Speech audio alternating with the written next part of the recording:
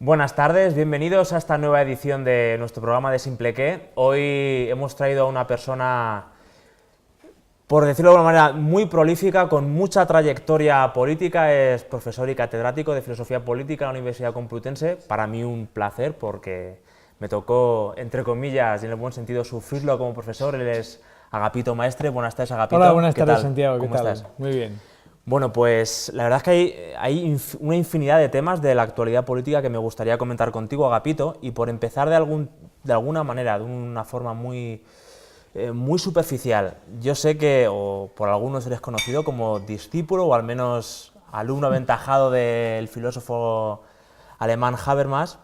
Me gustaría preguntarte a modo muy general, Agapito, ¿qué crees que es lo que queda o ha quedado de esta cara visible de la teoría crítica de la Escuela de Frankfurt? ¿Qué nos puedes contar? ¿Qué ha quedado de él? Bueno, yo recuerdo con mucho cariño a Jürgen Habermas, pero yo nunca he sido habermasiano. Habermas es un pensador alemán, un gran historiador de la filosofía, incluso él ha creado una teoría llamada la teoría de la acción comunicativa, que es en realidad un magnífico placebo para que mueran tranquilamente las sociedades occidentales. Y en realidad yo no creo que tampoco Habermas sea un frankfurtiano. Si entendemos por frankfurtiano, pues aquellos filósofos de la llamada teoría crítica de la sociedad que en los años 20 y 30 pues ya predicen que puede llegar el nacionalsocialismo a Alemania. Yo considero que los tres grandes padres fundadores de la teoría crítica, que son Max Horkheimer, Adorno, Teodoro Wilhelm Adorno, de orígenes gaditanos, judíos, todos ellos eran judíos, y también Herbert Marcuse, aunque Marcuse se formó con un filósofo alemán nazi, el gran filósofo nazi Martin Heidegger, con el cual hizo su tesis doctoral sobre la ontología de Hegel, que es Herbert Marcuse. Son los tres grandes padres de la teoría crítica de la sociedad, y yo creo que en líneas generales la teoría crítica de la sociedad lo han expresado muy bien, pues Adorno y Horkheimer, sobre todo en un segundo momento de la teoría crítica, que ellos escriben en el año 44 en una obra que se llama La dialéctica de la ilustración, que es un gran ataque a la ilustración, o sea, a la teoría de la racionalidad.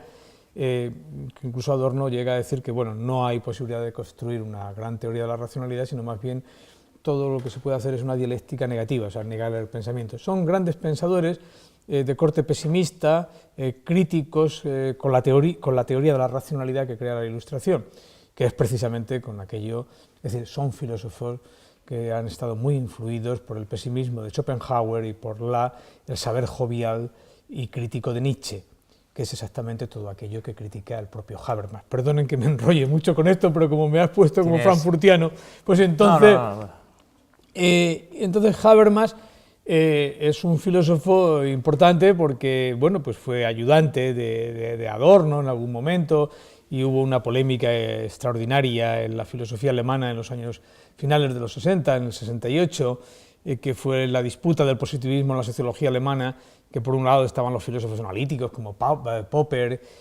Hans Albert, y por otro lado estaban Adorno y Habermas. Y entonces en España se ha tendido como con hacer un brochazo gordo, pues decir Habermas es un frankfurtiano. Y sí, que es un frankfurtiano en determinadas cosas, pero en lo fundamental no es un frankfurtiano, porque lo que ha hecho Habermas ha sido intentar contestar a la teoría de la racionalidad negativa, a la crítica de la razón instrumental, es decir, a esos filósofos nietzscheanos que han dicho es imposible construir una teoría de la razón, una teoría de la argumentación, sino más bien a lo más que podemos llegar es a construir una teoría negativa, o sea, hacer una crítica, una teoría crítica. Y por eso he dicho al principio que aunque sea un poco hosco, un poco brutal, con mi maestro Habermas, aunque yo no soy habermasiano, pues he dicho que Habermas construye una teoría de la acción comunicativa que en buena medida esa teoría es lo que yo creo, y es la crueldad que he soltado antes, es un placebo. ¿Qué es un placebo? Pues eso que le da a los enfermos terminales para que crean que están disfrutando, que no pasa nada y que se van a curar con eso, pero en realidad eso es la teoría de la acción comunicativa, es decir, las sociedades se están matando, somos seres malos, perversos, y de pronto viene un señor que dice, no, pues vamos a rescatar pues la filosofía clásica alemana, que es la filosofía del como si, actuásemos como si los hombres fuéramos racionales, fuéramos perfectos. Eso es la teoría que tú conoces muy bien de Kant. La crítica de la razón pura, la crítica de la razón práctica, actuar como si el hombre fuera racional. En realidad, que es una nueva presentación de una filosofía medieval que también parte del hecho de que todo ser humano es un ser racional, que es Tomás de Aquino. Pero bueno, sin entrar en más historias de la filosofía, Habermas ha sido un gran filósofo en el siglo XX y yo creo, Habermas ha cambiado su programa también de pensamiento varias veces. Creo que un momento importante en la filosofía de Habermas, en la filosofía centroeuropea, es cuando Habermas dialoga con un teólogo alemán muy importante, un teólogo que a mi juicio es uno de los teólogos vivos todavía hoy, y que casualmente, junto con otros dos papas, él también ha sido papa, que es Ratzinger, Benedicto XVI. El diálogo entre Ratzinger y Habermas supuso para Habermas un golpe mortal, porque tuvo que cambiar su programa de pensamiento.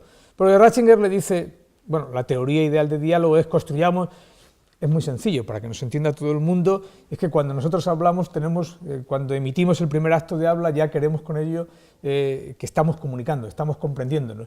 Es decir, es lo que se llama una teoría del lenguaje que inventa Habermas, basándose en la filosofía de un norteamericano, Peirce, que era el Kant americano. Pues todo acto de habla ya es un acto de comprensión, de entendimiento.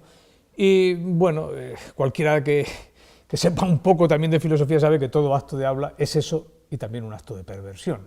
Yo, cuando hablo, no solamente quiero entenderme con el otro, sino seguramente engañar al otro, ¿no? Es la teoría nietzscheana. Y dice Habermas, bueno, siempre que emitimos un acto de habla, ya estamos construyendo una situación ideal de habla, una situación ideal de comunicación. Y para eso, pues claro, tiene que ser un lenguaje pues moderno, un lenguaje falible, un lenguaje que puede valer o no valer, pero aquí no valen concepciones sustantivistas, concepciones metafísicas. Por ejemplo, no valen los lenguajes religiosos. Ahora bien, si el que tiene un lenguaje religioso quiere participar en esta situación ideal de diálogo, pues podemos traducirlo, su lenguaje teológico, su lenguaje místico, su lenguaje religioso, podemos traducírselo, podemos, en fin, hay un intérprete que podemos ponerlo de acuerdo para que hable con todo el mundo. Y le dice Ratzinger a Habermas, oiga, ¿y por qué me va a traducir usted a mí? También lo podría traducir yo a usted.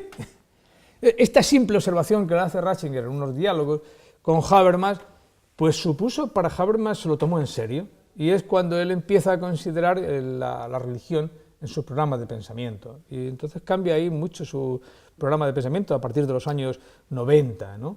Pero no hemos venido aquí a hablar de Habermas, solamente es un pretexto para decir que el ser humano no solamente es diálogo, comprensión, comunicación, sino que el ser humano es otra cosa distinta. Es eso, perversidad, maldad. No, el ser humano no es verdad, belleza y bondad, sino que el ser humano es mentira, engaño, perversidad, etc. Entonces, bueno, toda la teoría filosófica a lo largo de la historia pues ha sido muy sencilla, se puede resumir fácilmente, ¿no? Pues hay unos filósofos, pues en fin, que quieren argumentar, que quieren razonar, pero esos filósofos a veces se exceden y dicen, pues como tú has estudiado muy bien, en Parménides, ¿no? Ser es igual a verdad. Viene otro que es Heráclito y dice, ¿pero qué me cuentas, hombre? Ser es devenir, ¿esto qué coño? Esto es un cuento chino, ¿no? ¿Y qué es el hombre? Pues el hombre es polemos, es guerra, ¿no? Y esos han sido dos tradiciones en la historia de la filosofía que se siguen dando ahora, pero tampoco hemos venido aquí a hablar de filosofía, sobre todo de filosofía clásica, podemos hablar de filosofía española aquí y ahora. Bueno, entonces yo estudié unos años con Habermas, después de haber estudiado con otros filósofos alemanes, también estudié con un filósofo que ha muerto recientemente, el año pasado, que era un gran amigo de Habermas, un filósofo fundamentalista, trascendentalista, que es Karl Otto Appel. Karl Otto Appel ha escrito una obra importante, pero era dentro de la fenomenología, pero en fin, era un gran amigo de Habermas, ¿no? Pero aquí en España pues hay obras incluso que dicen la Escuela de Frankfurt, y entonces al final la Escuela de Frankfurt acaban con Habermas y sobre todo con Appel. Y dice, bueno, Appel no tiene que ver nada. Y Appel es un gran filósofo con el cual yo tengo escribí un libro con él también, ¿no? Es decir, y hay un libro por ahí mío que se llama Argumentos para una época, que es un diálogo con Appel y con otros filósofos alemanes en torno a la obra de Habermas. Pero bueno, no quiero, como te decía antes en la comida, yo creo que pensar, crear ideas, no es sacar musculatura ni bíceps para, en fin, hacer juegos malabares, sino ayudarle a la gente con algunas ideas a que vivir mejor. Me parece muy interesante la crítica que acabas de hacer al lenguaje, como que no solo es comunicación, no solo es comunicación, sino que también es incomunicación y es perversión. Y a raíz de esta crítica te quería preguntar sobre cuáles son los límites en el juego político, sobre todo en el actual, y lo podemos ver en Cataluña, en el que muchos políticos de varios partidos, no me atrevería a decir solo de Podemos, por ejemplo, reivindican el diálogo como la única solución viable al problema del nacionalismo catalán. Porque no creen en él. Pero mira, has puesto el ejemplo que has puesto Cataluña, la utilización del catalán. Todos sabemos, no hace falta ser muy listo, que los nacionalistas, los separatistas, los golpistas, que quieren romper el Estado de Derecho, utilizan el catalán, dicen yo es que como lengua, como una lengua, no como una lengua, como una de las lenguas de España, junto con el euskera o con el gallego y con el castellano, no lo utilizan como lengua de comunicación, lo utilizan como lengua de diferenciación. Cuando un lenguaje que es fundamentalmente comunicación se convierte en lenguaje de diferenciación, ya no vale. ¿Qué es el catalán? Bueno, como lenguaje de diferenciación, pues usted puede crear un lenguaje de carácter administrativo. Pues un lenguaje de carácter administrativo, pues lo utiliza usted en la administración.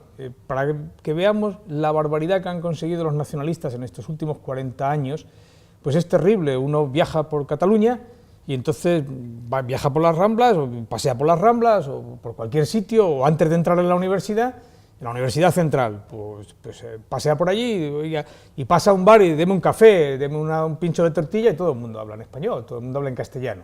Y pasas inmediatamente a la administración, en este caso a la universidad, y la gente se pone a hablar en catalán. Y dice, pero ¿esto qué es? Esto es una locura. Es una locura, es una lengua de diferenciación. Entonces, claro, el catalán, si nosotros nos planteamos, vamos a ver qué se ha creado en estos últimos 40 años en el ámbito de la literatura, en el ámbito de la poesía, en el ámbito de la narrativa, en el ámbito de la dramática, del teatro, en catalán, y veremos que prácticamente no hay nada. Es más, los grandes poetas, como Pedro Gimferrer, que recibió en el año 74 el premio José Antonio Primo de Rivera de poesía, pues el hombre siempre ha escrito en castellano, y de momento, bueno, él también habla en catalán, pues voy a escribir una obra en catalán, y es uno de los grandes poetas españoles. Pero si uno dice, ¿dónde están los grandes novelistas en Cataluña? Pues no hay, en catalán no hay nada. ¿Por qué? Porque ha sido una lengua impuesta. La inmersión lingüística es una de las barbaridades más grandes que se han cometido en España y, bueno, y en Europa. Y si tú te vas, por ejemplo, a una librería o a una biblioteca decente de cualquier persona civilizada aquí en Cuenca o en Sevilla, y dices, voy a ver que tenga literatura en catalán, y se va a encontrar uno que en los años 50 había gran poesía en catalán. Los años 50, años 60, se producía muchísimo más catalán que ahora. Y si ahora estamos en Cuenca, pues podemos hacer la prueba y dice, vámonos a una librería de Cuenca y pide una obra en catalán. No la hay, no la hay.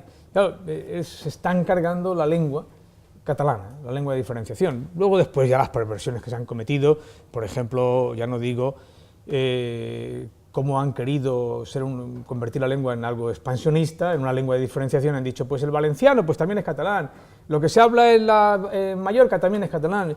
Yo recientemente, una de las grandes obras pues de la filosofía española en la Edad Media, que está escrita en mallorquín, bueno, en una manera, tampoco se podría decir mallorquín o valenciano, ¿no?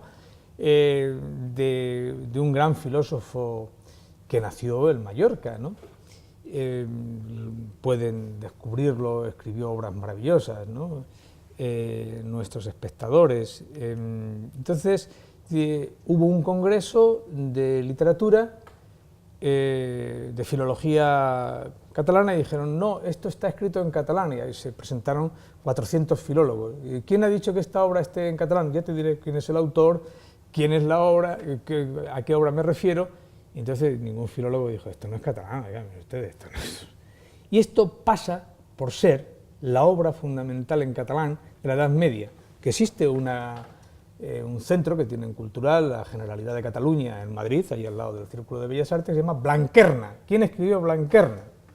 ¿no? Todos se preguntan, ¿quién escribió Blanquerna? Pues un gran filósofo español, que la gente que lo busque, ¿quién escribió Blanquerna? Que es una primera novela, por así decir, filosófica, que se ha escrito en una lengua que no es el catalán, sino que es el mallorquín, que es ni más ni menos que, bueno, pues una lengua romance, ¿no?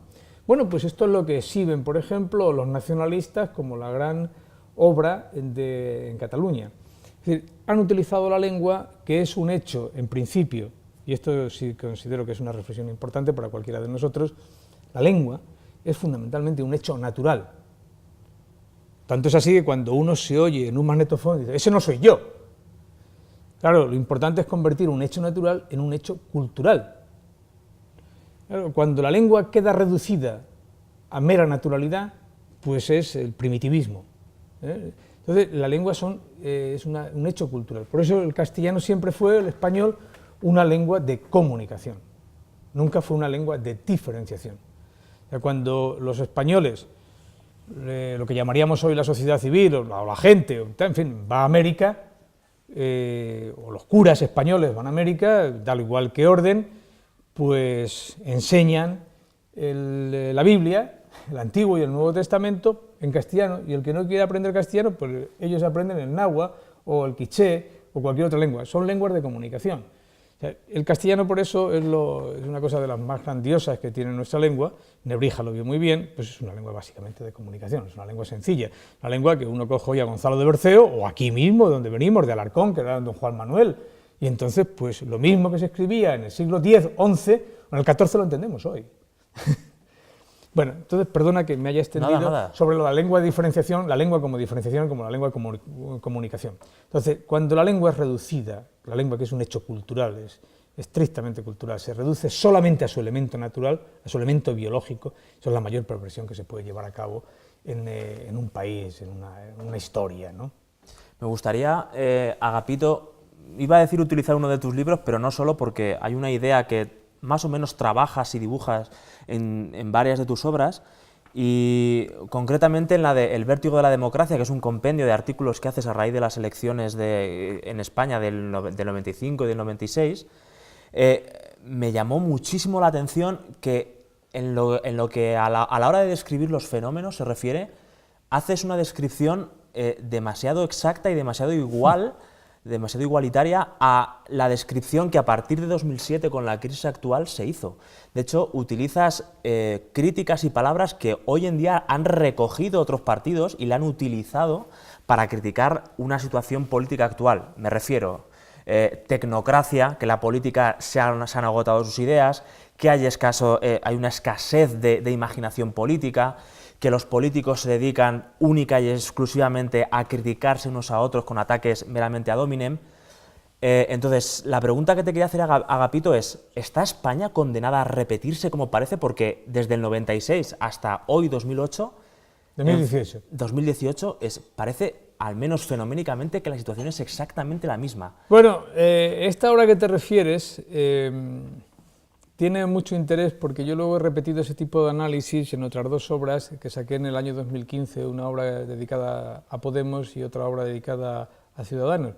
Esta obra, que yo ya la había olvidado, bueno, no la había olvidado, es una obra que en una colección de Huerga y Fierro, Ediciones de la Ilustración, una colección que se llama Solitarios Solidarios, es una reivindicación de la democracia radical, que, bueno, en buena medida es una radicalización de la democracia liberal. Esa obra que yo ahora, al verla aquí, se me había olvidado, pero una parte de esa obra tiene que ver mucho con Cuenca. No con Cuenca, sino con Cuenca dentro de una comunidad autónoma que se llama Castilla-La Mancha. Es una cosa que se inventó, bueno, y tiene que ver con el seguimiento de un político. Es decir, nunca hay una filosofía política, igual que nunca hay una filosofía de la belleza, igual que no hay una tauromaquia, sino es sobre un determinado torero. Si yo quiero hacer una tauromaquia, que es una obra de estética, pues la hago la tauromaquia de Joselito, o de Morante de la Puebla, o de quien sea, eso es una tauromaquia. En política sucede lo mismo. Toda reflexión sobre la política clásica se ha centrado siempre en un político. Da igual, el político, aunque sea un político basura. Y aquí quiero recordarte, querido Santiago, que parte de la obra, la mitad de la obra, toma como punto de referencia un político fundamentalmente populista. No es el término populista de ahora, es un término de esa obra, me parece que es de 1995 o 96, o sea que tiene bastantes años, y toda esa obra tiene como eje vertebral la figura de un señor que militaba en el PSP, un exseminarista, padre falangista, y que durante 30 años como mínimo estuvo gobernando esta comunidad autónoma, que es José Bono. Entonces, José Bono es el referente político que yo tengo, con perdón de la expresión, para reflexionar sobre lo que son los ejes básicos de la política moderna, que es la distinción clara y distinta entre sociedad civil, Estado, bueno, si quieres, entre sociedad civil y Estado. ¿Qué es el Estado? Bueno, pues en principio el Estado no es ni más ni menos que la administración que se da a una sociedad civil, pero lo importante es la sociedad. Cuando el Estado se convierte en algo que no vale ya para administrar la sociedad, pues estamos muy cercanos al Estado autoritario. Cuando el Estado, además, se convierte en algo así como el partido, durante mucho tiempo aquí no hubo en Castilla-La Mancha alternancia política, afortunadamente ya hubo alternancia política, etc. Llegó el PP, incluso gobernó unos años, con esta señora que luego fue ministra, ¿no? Con el gobierno de Rajoy. Entonces esa era la primera figura, analizar cuál era la diferencia entre sociedad y Estado en Castilla-La Mancha, yo lo tomaba como punto de referencia, y a partir de ahí yo reflexionaba haciendo una reflexión muy al hilo, en fin, muy analítica, o sea, muy descriptiva, porque en primer lugar la política, esto es como si tú quieres hacer una filosofía o quieres hacer una tauromaquia o una filosofía de la pintura de Jesús Mateo, ¿no?, en Alarcón. Bueno, tú no puedes hacer una estética si no vas a ver las pinturas de Jesús Alarcón y la ves.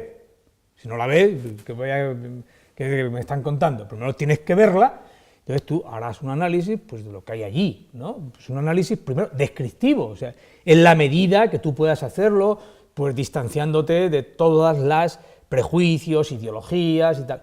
Entonces lo mismo pasa en la política, es decir, yo no puedo describir lo que está sucediendo si no me atengo a quién gobierna, qué es lo que hay. Entonces, bueno, eso es el vértigo de la democracia. ¿Qué significa eso? ¿Qué significa la palabra vértigo? ¿Qué significa la palabra velocidad? ¿Qué significa la palabra desequilibrio, inestabilidad? Pues una cosa muy sencilla, es una cosa relativamente sencilla que ahora la estamos viendo en el 2018, pues que hay unas elecciones democráticas y que entonces se pasa pues vamos a ver qué vota la gente. Entonces todo el mundo lo tiene muy clarito porque los partidos, hay una manera de entenderse entre los grandes partidos, entonces había dos grandes partidos, pero mira por dónde introduce una cosa que se llama la elección, y eso introduce en el observador que estudia ese proceso y en el participante en ese proceso, introduce una cosa que se llama indeterminación democrática, que por muchas leyes de don, por mucha manipulación en los medios de comunicación, por muchas historias, pero nadie al final sabe a ver esto cómo se determina. Vamos a ver la ley del número. Entonces, aquí hay una crítica, pues básicamente, a la reducción de la democracia a la regla aritmética de la mitad más uno. ¿Por qué? Pues mire usted, ya hay un vértigo de la democracia cuando usted reduce la democracia, que democracia es que gana un partido porque ha ganado la mitad más uno. No, democracia en primer lugar es el respeto de la minoría. Eso es la democracia en primer lugar, el respeto de la minoría, el respeto de la disidencia. Bueno, y eso es el vértigo de la democracia. Si no hay, y luego hay, en el vértigo de la democracia, para que la democracia funcione puede haber muchas leyes, puede haber mucha legislación. Por ejemplo, ¿cómo controlamos la corrupción? Pues leyes y más leyes y más leyes. Bueno, sí, de acuerdo, pero hay un elemento central, tanto en la democracia antigua, en la democracia esa que conocemos de los griegos y tal, ¿no?, donde no participaban los esclavos, como en la democracia genuinamente, la democracia moderna, que es la democracia liberal, la democracia parlamentaria, que es un instrumento muy delicado, es una de las cosas más delicadas que hay, porque es la democracia parlamentaria no es ni más ni menos que el respeto a la minoría, el respeto al adversario e incluso el respeto al enemigo.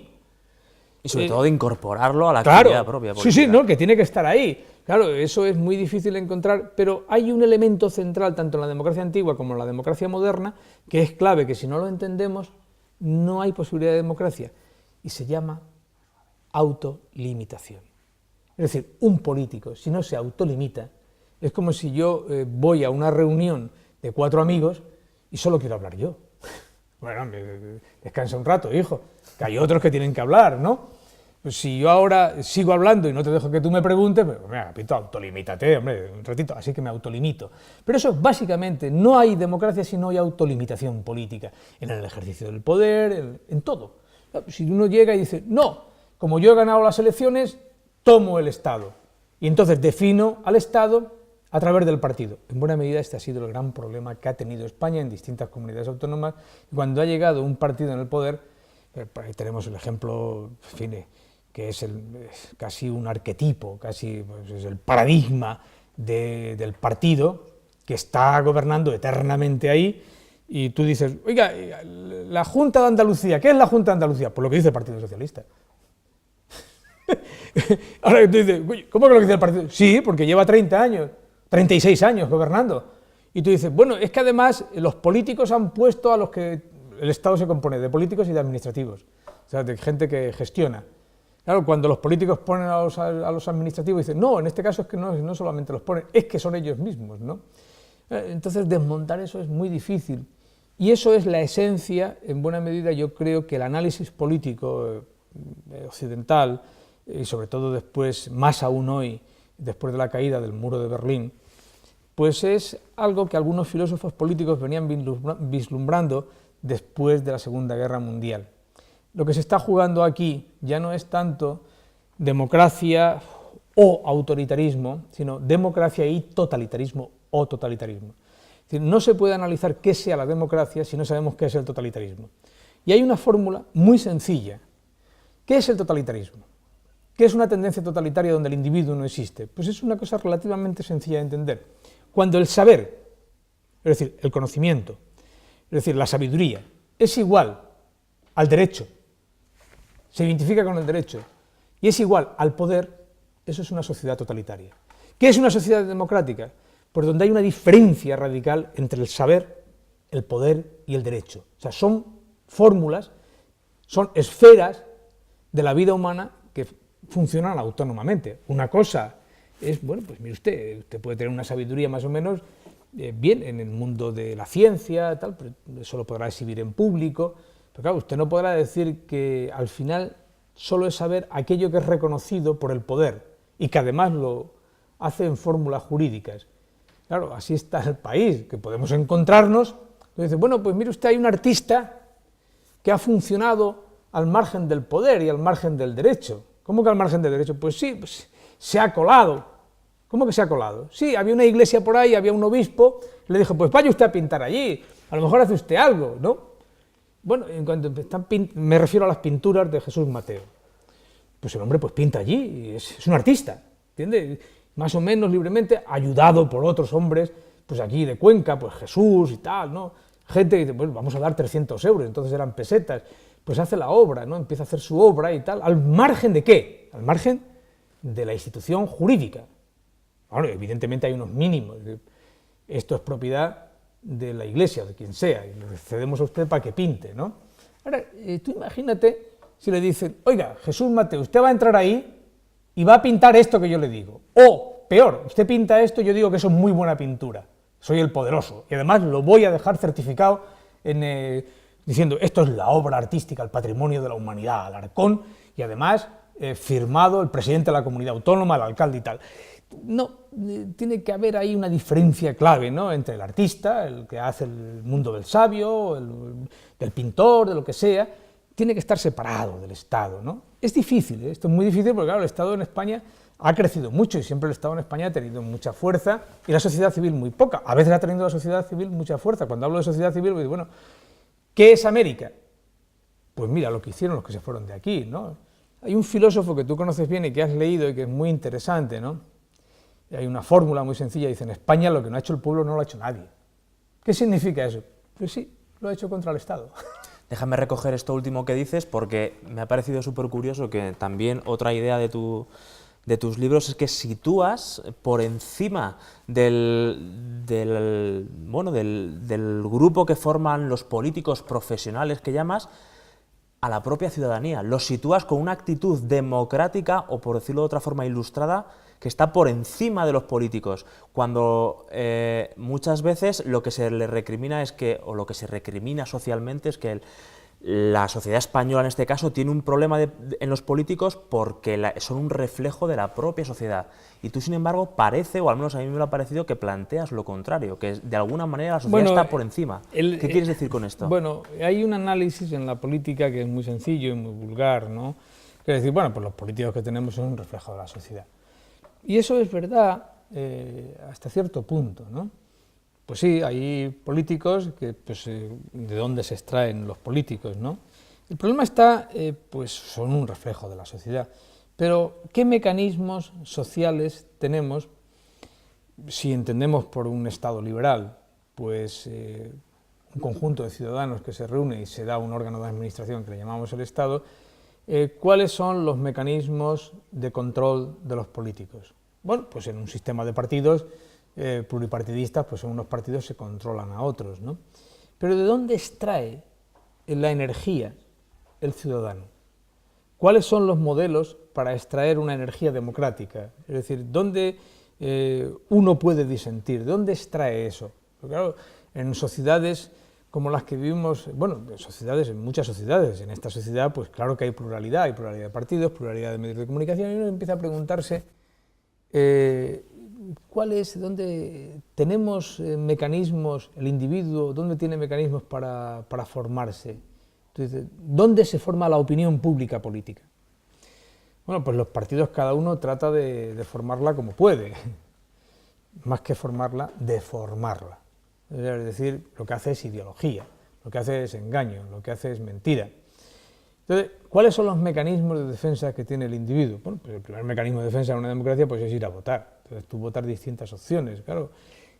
Cuando en España ha tenido un problema, y lo sigue teniendo, España más que un Estado de Derecho es un Estado de partidos. Cuando digo un Estado de partidos, son partidos, están fragmentados. El problema fundamental en la sociedad española, a partir de la Constitución del 78, es que se pone en cuestión la base y el fundamento de todo el sistema y de todo el Estado de Derecho. La base, el fundamento del Estado de Derecho es una idea que podrá a unos gustar más, gustar menos, se podrá formular de distintos modos, pero se llama Estado-nación, se llama nación. Cuando la nación española se pone en cuestión ya, desde el título, vamos, del artículo 2, y se le introducen elementos, palabras, que no forman parte de la nación, como son, España tiene nacionalidades, pero ¿eso qué es? O hay una nación, o esto es una contradicción en los términos, esto no se puede mantener. O cuando en la Constitución española, que por otro lado, es decir, yo soy muy constitucionalista, sencillamente porque hago de la necesidad virtud. En el 78 fui muy crítico con la Constitución, aunque yo lo voté positivamente, afirmativamente, porque al pasar de los años, digo, bueno, pues menos mal que tenemos esto, ¿no? Y no nos matamos, y esto es lo mejor que tenemos. Pero yo en aquella época fui muy crítico, y he sido siendo siempre muy crítico, no con esas palabras, no con esos términos, sino con un título de la Constitución que a mí me parece una demencia, que es el título 8º de la Constitución, porque cuando un Estado no se cierra, pues bueno, esto es una locura. Entonces España siempre ha tenido un problema muy grave con lo que se llama vulgarmente los nacionalismos periféricos, pero que no son nacionalismos periféricos, sino que es un problema que viene de la historia de España y que se sitúa básicamente en que nosotros hemos sido un imperio que duró 3 siglos y tenía un tipo de políticas, pues por decirlo de modo muy vulgar, descentralizada. Era la política de los Austrias mayores y de los Austrias menores. Y por eso ese imperio dura 3 siglos. ¿Por qué dura 3 siglos? Porque hay un modelo de ciudadanía genial. Y es que el ciudadano de Nueva España tiene los mismos derechos que el ciudadano del Reino de Granada o del Reino de Murcia. Y claro, eso se llama la traslatio imperii, que es una cultura tan grandiosa que el centro está en la periferia está en el centro. Uno se va a Caracas, que es una capitanía general, y es tan español como el que está en Madrid o en el momento en Valladolid, cuando fue capital del imperio. Claro, es el imperio más descentralizado, es un modelo de ciudadanía genial. Es realmente el traslado del imperio romano. Nunca ha habido algo tan genial como eso, porque sin embargo, si uno dice cuál es el concepto de ciudadanos que tiene un francés o un británico, pues tú lo has estudiado, pues un británico, pues para empezar introduce el concepto de colonia. España nunca tuvo colonias, todo el mundo era igual. Eso es un concepto que aparece en las guerras civiles que se dan en América, y es donde aparecen las independencias. Las guerras de independencia no son tal guerra, son guerras civiles. Entonces, si uno va a Inglaterra y dice, bueno, se va a la India y ¿esto qué tiene? Pues llegaban los ingleses, pues depredaban, machacaban, etcétera, creaban su colonia y decía, bueno, y según os portéis os vamos dando derechos poco a poco. El concepto de ciudadanía británico, que todavía está vigente, incluso si uno viaja a Londres y lo ve, que hay barrios distintos, que además con distintos derechos. La comunidad musulmana tiene distintos derechos que la comunidad hindú. Entonces, eso, bueno, yo no entro ahora a criticar ese modelo de ciudadanía, es evidente que ya en la descripción que estoy haciendo lo estoy criticando, pero que no quiero cebarme en ese modelo de ciudadanía, es un modelo de ciudadanía. Pero usted no puede aplicar ese modelo de ciudadanía al modelo de ciudadanía español. O tienes el otro modelo central en la historia de la política, en la historia de las naciones, que es el modelo de ciudadanía francesa. Aquí es francés el que se somete a Francia. O sea, yo he conquistado Ghana, o en África, o cualquier país de África. No, usted va a ser francés. Sí, pero tiene que renunciar a todo lo que es. Bueno, ese es el modelo que se intentó imponer en España con los Borbones, evidentemente. Entonces, el tránsito de los Austrias a los Borbones es el primer problema que España no ha resuelto todavía, que tiene su manifestación esencial en Cataluña o en el País Vasco. Claro, tenemos que reconocer que eso es un problema. ¿Ese problema se va a solucionar? Jamás. Eso tenemos que tenerlo muy claro. Y el teórico de la política más importante que dijo que este problema jamás se podría solucionar fue ni más ni menos que Ortega y Gasset. Lo único que podemos hacer es conllevarlo. O sea, de la noche a la mañana esto no se va a resolver. ¿Qué podemos hacer? Evidentemente, si existe el nacionalismo centrífugo, periférico, el otro día decía que fue presidente de gobierno tantos años, y que ya creó tantos problemas, Felipe Gonzalo, ya no hay más tendencias centrífugas, ya no se pueden dar más competencias, evidentemente, ustedes dieron todas, y el tío ese, el otro que estuvo, ¿cómo se llama? El tío ese de León, o de donde sea, o de Valladolid, el fulano ese que dijo, no, yo os doy a hacer un estatuto y os doy lo que os dé la gana, ¿no? Y tal, ¿no? Bueno, pues mire usted, ya no hay más, porque se cae todo. O sea, al no tener un concepto de nación, primero, si la nación se ha ido al garete, si no existe un concepto de nación, inmediatamente después lo que se derrumba es el Estado, y eso es en lo que estamos. Está destruido, se está derruyendo, hay zonas de España donde no hay Estado. Y dice, no, oiga, mire usted, hay 17.000 agentes de la Policía Autonómica Catalana, se va a hacer un Consejo de Ministros el día 21 de diciembre, y esos 17.000 tíos no aseguran que se dé un Consejo de Ministros. ¿Qué Estado es este? Intervenga usted, y lo que tiene que hacer, pero la culpa no es de la Generalidad, la culpa es del Gobierno de España, y pues ahora mismo estos pasan a ser Policía Nacional. Punto. Entonces, quiero decir, esto es importante tener en claro que no se va a solucionar esto. ¡Qué malos son los nacionalistas! No, estas tendencias centrífugas se han dado siempre en toda Europa, en toda Centro Europa, en todas partes. Ahora, el problema está que no hemos creado un Estado nacional fuerte, que este es nuestro gran déficit. Porque no olvidemos que España era un imperio hasta 1808. La gente lo olvida fácilmente. Somos un concepto de nación el más antiguo de Europa, si por tal concepto de nación entendemos unas formas de vida. Pues Isabel la Católica, los reyes católicos crean España. Si no antes, si uno lee Gonzalo de Berceo, la introducción, los milagros de Nuestra Señora, pues verá ahí, en la introducción que hace Gonzalo de Berceo, y dice, y esto que voy a describir, lo que está describiendo es una romería, una maravilla, un vergel y tal, esto es lo que doy yo de España. Está ya en el siglo X, si no antes, para otros, pues eso está ya en la España romana, ¿no? Pero tenemos que ser conscientes de este problema, que España fue sobre todo un imperio, un gran imperio que tuvo problemas para pasar a ser un Estado-nación. Nosotros la Constitución, vamos, el Estatuto de Bayona que nos dan los franceses, es en 1808, o sea que no exageremos tampoco, o sea que está muy reciente desde el punto de vista politológico, histórico, pues es un déficit que tiene España, haber creado un concepto de nación fuerte. Luego después, en el siglo XX, es obvio que el primer problema que tuvimos es que en la Segunda República, la Segunda República podría haber sido una salida para crear un Estado nacional si la izquierda hubiera creído en la nación. El problema es que la Segunda República no fue ni más ni menos que un ensayo de República Soviética. Por eso el gran individuo que trae la República, España, crea incluso una agrupación al servicio de la República. Cuando se da cuenta, a los 6 meses se retira, incluso como parlamentario y como jefe de la Comisión del Estado, se llamaba la Comisión de Estado, que era José Ortega, el señor, yo me retiro de esto ya en el 32, y esto viene en la Guerra Civil, y lo dice ya Ortega en el 32, y así viene, porque no creían en la nación. Ojo, que tampoco la derecha creía mucho en la nación, porque son todos cantonalistas. O sea, la CEDA era un partido, es un conjunto de partidos, que bueno, la nación española también le costaba entender esto. Perdona que se me haya extendido en esto. No, me interesa sobre todo, y recojo el hilo porque hablas de un déficit a la hora de entender la política a partir de un punto concreto, que es el de la nación.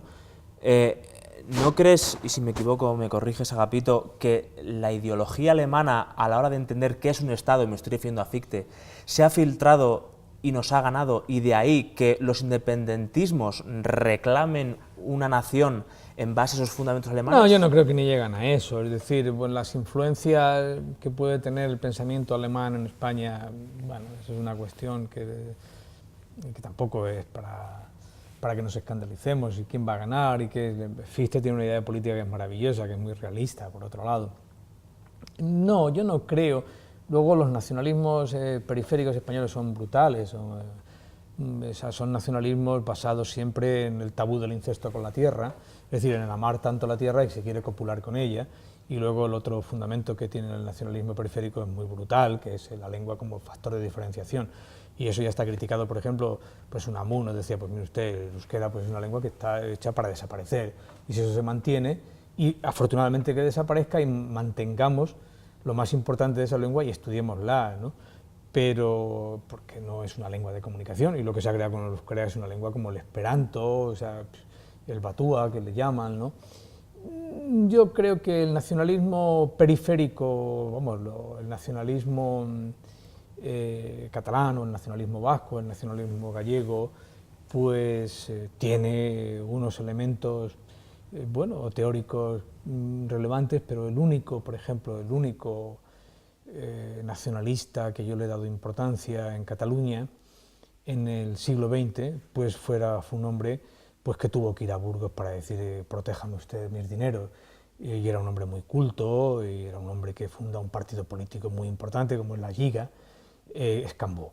Cambó es seguramente el político más importante que ha dado España, y era un político nacionalista, pero se tiene que poner al servicio de Franco y reconocer en un libro muy importante del año 23, que se llama por la Concordia, que después hay otro libro de otro nacionalista, Guirot, que dice, no, per la otra Concordia, y en ese libro por la Concordia, Cambó pues dice, mire usted, aquí el único que ha tenido razón en esta historia es el análisis que hizo Ortega en España invertebrada.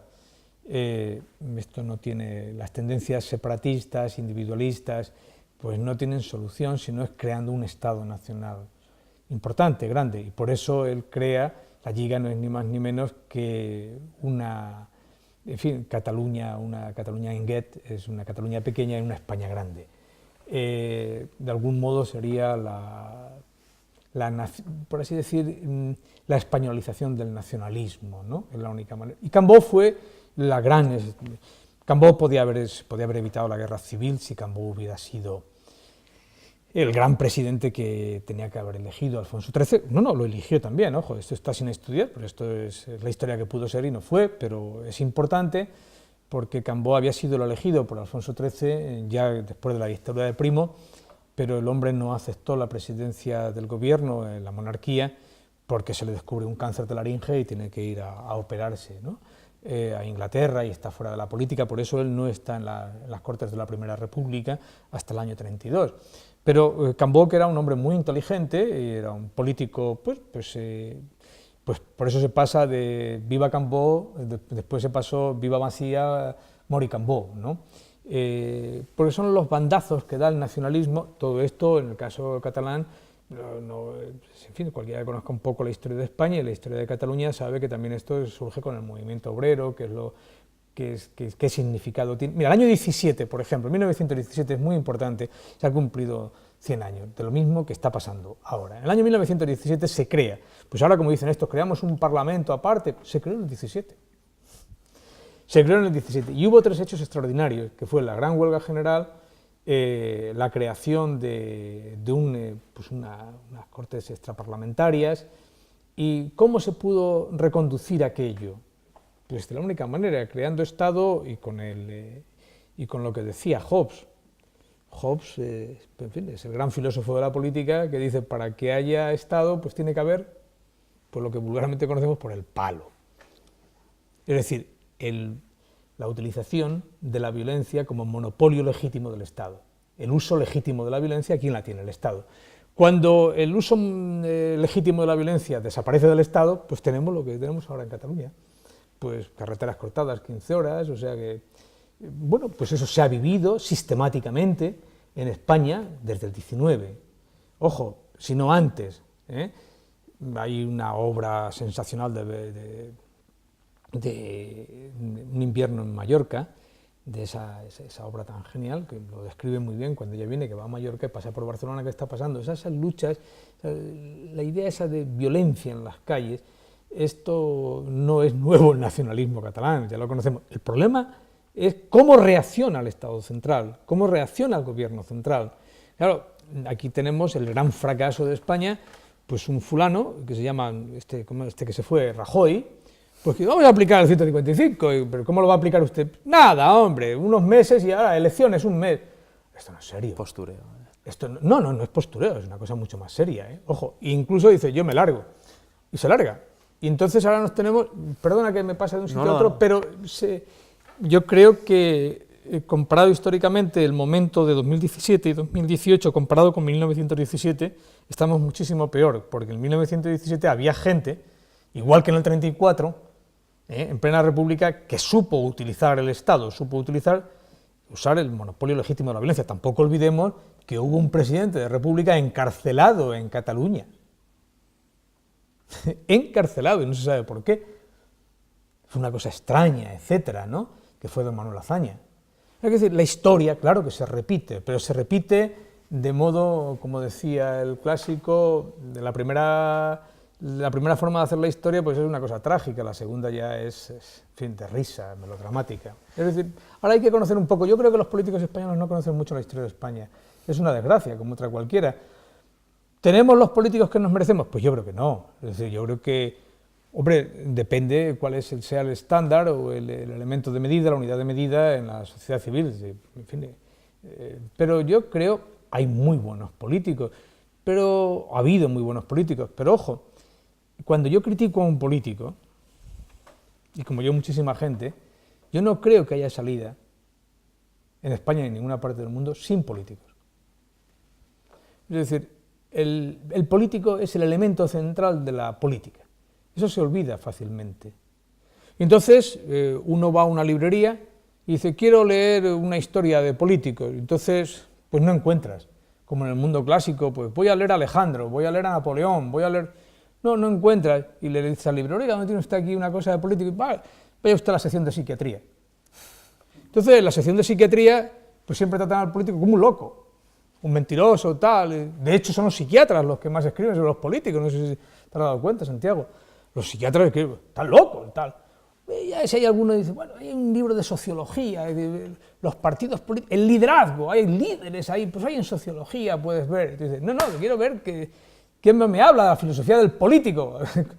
¿Quién es Alejandro? ¿Quién es César? No se encuentra. Por eso a mí me merece un gran respeto el político. Ha habido en el siglo XX grandes filósofos de la política, grandes teóricos de la política, que han jugado a ser políticos, que generalmente han fracasado, siempre. ¿Cuál es la diferencia entre el mundo clásico, incluso el mundo moderno y el mundo actual? Que el político siempre ha ido unido, vinculado a un intelectual, a un filósofo, lo ha tenido como referente. ¿Queda en España? No queda. En absoluto, es decir, todo lo contrario. Es decir, y esta es una de las grandes desgracias. No digo que esto sea una novedad, esto es algo que en la historia, tú que has estudiado filosofía, pues lo sabes como cualquier otra persona culta, pues el político tiene que tener, dice, ¿qué es la política? Toda la gente dice, oh, la idea de libertad, la idea de justicia, la idea de... No, ¿qué es la política? Que eso es, pues sí, ideas. No, pues la política es una cosa, siempre va a haber política. La política es como el cuerpo humano, o sea, como la enfermedad, es una enfermedad. La política es una enfermedad y podrás estar mejor o peor, pero tú no puedes prescindir de la política. Lo único que puedes hacer es una política que no sea tan mala. Siempre es así. ¿Por qué? Pues porque el ser humano eso también Kant lo vio muy bien, es de las pocas cosas que vio Kant bien. A mí no me interesa mucho Kant, es un gran filósofo, naturalmente, es la insociable sociabilidad. O sea, el ser humano dice, el ser humano es sociable por naturaleza. Mentira. Es tan sociable como insociable. Es un ser solitario, es un ser que está jodido. Ahora, claro, de vez en cuando tienes que llevarte bien con el vecino, ¿no? Y tienes que convivir, es la insociable sociabilidad. Entonces, ¿qué significa eso? Pues puedes hacer que la política sea menos mala, menos perversa, ¿no? Y para eso se necesita siempre la figura del político. ¿Qué es la política? Bueno, conocer muy bien las condiciones reales, históricas, para llevar a cabo algo. Y eso es la labor del político. Por eso el político tiene que saber mucha historia. El político no hace falta que sea un intelectual, pero tiene que saber mucha historia y tiene que conocer las condiciones reales, ¿no? Ahora, si nos preguntamos, ¿cómo van a elegir para llevar a cabo una nueva administración en Andalucía los partidos políticos? Y cualquiera le preguntas eso y dice, pues lo primero no es elegir a los mejores que le puedan quitar el puesto, yo qué sé, al de Ciudadanos o al del PP y tal, ¿no? No, pero es que hay que hacer aquí una serie de cosas. ¿Qué hay que hacer lo primero? Pues hombre, comunicar Andalucía. ¿Cómo que comunicar Andalucía? Sí, la Andalucía oriental no tiene que ver nada con la occidental. Almería, los trenes que van son del siglo XIX. ¿Cómo? Sí, del siglo XIX. ¿Y eso quién lo puede llevar a cabo? Pues busquen ustedes al mejor que lo lleve a cabo. ¿Y quién lo selecciona eso? ¿Quién lo va a seleccionar eso? ¿Quién le dice eso ahora? Dice, ahora tenemos que quitar, ¿por qué nos han salido y dicen que cierren ya Canal Sur? Que es un elemento de adoctrinamiento, ideología, de mentiras y de engaños. No, pero no por eso, sino para que con el dinero de Canal Plus no cerremos quirófanos. ¿Quién dice eso? ¿Quién lo hace? ¿Cómo lo seleccionan los sistemas de partidos que tenemos en España? Bueno, afortunadamente ahora hay 3 partidos, que entre ellos se tienen que controlar. Bueno, pues yo creo que eso ha sido un avance. Y tiene que haber políticos. Tiene que haber políticos que hagan eso, que tengan, bueno, en primer lugar también coraje, que tengan vocación, ¿no? O sea, no es solamente engañar a la gente. O sea, ahora, pues yo creo que en España se han dado cambios importantes en los últimos años, ¿no? En los últimos años, pues yo creo que el sistema bipartidista, pues... ha saltado por los aires. Sí, saltó por los aires. Yo eso lo escribí en un libro hace ya 7 años o 8, ahora algunos dicen pues obviedades, ¿no? Pues claro, saltó por los aires. Saltó por los aires, como pueden saltar los partidos. Porque, ojo, también la política se transforma permanentemente, ¿no? O sea, es una cosa como... Tú sabes que estudiaste a Aristóteles, ¿no? Pues, ¿cómo define la política Aristóteles? Es un saber raro, extraño, ambiguo, ¿no? Falto de claridad, ¿no? Pues, hombre, es un saber muy complicado, ¿no? Bien, en todo caso, quiero decir que la crítica al político yo siempre la matizo mucho. Yo puedo criticar mucho a los políticos, pero el político es un elemento fundamental, vertebrador de las sociedades plurales, las sociedades abiertas, las sociedades que respetan a los individuos.